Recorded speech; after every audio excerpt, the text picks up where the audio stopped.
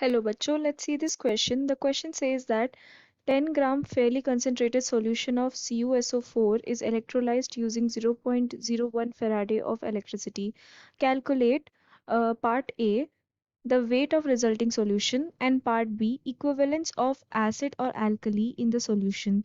तो इस क्वेश्चन में हमें बोला है कि 10 gram of concentrated solution of copper sulphate को हमने इलेक्ट्रोलाइज किया यूजिंग 0.01 फैराडे ऑफ इलेक्ट्रिसिटी। तो इस क्वेश्चन में दो पार्ट है। एक पार्ट, पहले पार्ट में हमें क्या फाइंड आउट करना है, weight of the resulting solution, and दूसरे पार्ट में हमें फाइंड आउट करना है इक्विवेलेंस ऑफ द एसिड या फिर एल्कली जो प्रेजेंट है इन द सॉल्यूशन। ठीक है, तो इस क्वेश्चन में जो की कंसेप्ट है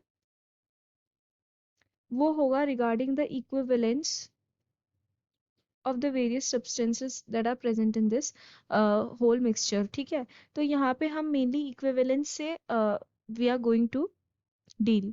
तो सबसे पहले तो हम रिएक्शन, हाफ सेल की रिएक्शन देख लेते हैं। इन द कैथोड क्या होगा, कॉपर जो है, कॉपर 2+ गेन करेगा 2 इलेक्ट्रॉन्स एंड बनेगा कॉपर में, एंड एट द एनोड यहाँ पे 2 moles of H2O will give oxygen, will liberate oxygen and it will give 4 H plus ions plus 4 electrons। Okay, तो यहाँ पे ये रिएक्शन हो रहा है इन द कैथोड एंड ये रिएक्शन हो रहा है इन द एनोड। नेक्स्ट हम क्या करेंगे, हमको एक चीज ध्यान में रखनी है हमेशा, ठीक है, कि यहाँ पे मैंने क्या बोला कि कंसेप्ट क्या है, इक्विवेलेंस से। तो यहाँ पे हमें ध्यान रखना है कि इक्विवेलेंस ऑफ Cu2+ यहाँ पे जो कैथोड के साइड में है will be equal to the equivalence of the electrons, will be equal to the equivalence of oxygen that is liberated।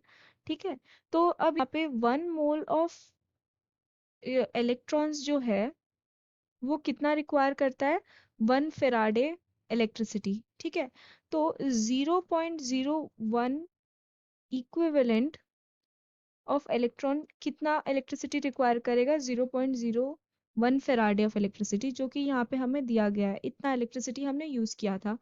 तो हम यहाँ पे लिख सकते हैं कि equivalent of Cu2+ will be equal to the equivalent of oxygen liberated, which is equal to the electricity that is being used, because that is the equivalent of the electrons, that is 0.01।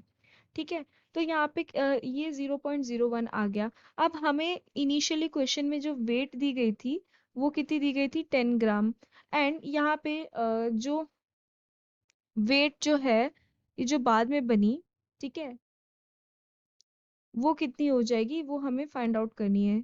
तो यहाँ पे WD को हम लिख देते हैं as 0.01 into equivalent of copper that is 63.5 divided by 2 plus 0.01 into equivalent of oxygen that is 8।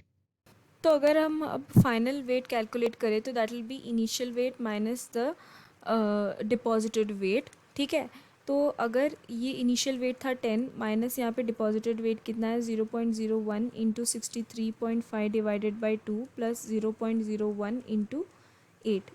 Okay, तो यहाँ पे जो फाइनल वेट है वो आ रहा है 9.60 grams. Okay, so this will be the answer of the first part. तो ये हो गया फर्स्ट पार्ट का आंसर। नेक्स्ट अब हमें क्या पूछा है, इक्विवेलेंस ऑफ एसिड और एल्कली इन द सॉल्यूशन। तो सेकंड पार्ट में हमें फाइंड आउट करना है सॉल्यूशन में जो एसिड है या फिर एल्कली है उसका इक्विवेलेंट। तो हमें पता है यहाँ पे H+ निकल रहा है, तो इसमें क्या है, H+ जहाँ पे भी होता है वो क्या है, एसिड है। ठीक है, तो अब हमें क्या करना है, यहाँ पे हम फिर से रिएक्शंस देखेंगे।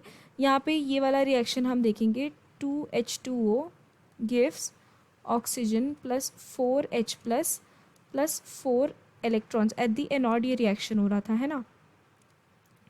तो यहाँ पे हमें पता है कि 4 फेराडे ऑफ इलेक्ट्रिसिटी रिक्वायर रहेगी for 4 equivalence of H+, because यहाँ पे 4 मोल्स ऑफ H+ आयन बन रहे हैं।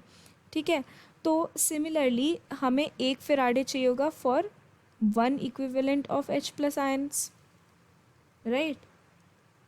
सिमिलरली अगर हम 0.01 फेराडे यूज़ कर रहे हैं तो यहाँ पे कितना इक्विवेलेंट ऑफ H+ आयन होगा, 0.01 इक्विवेलेंट ऑफ H+ आयन। तो हम कह सकते हैं कि इसमें हमें इस क्वेश्चन में हमें पूछा था इक्विवेलेंस ऑफ एसिड और एल्कली इन द सॉल्यूशन। तो equivalent of acid in the solution क्या है, 0.01 equivalent of H plus ion. तो फर्स्ट पार्ट का आंसर हो जाएगा weight of the resulting solution is 9.60 grams and equivalence of acid in the solution is 0.01 equivalents. So I hope you have understood this explanation. Best of luck.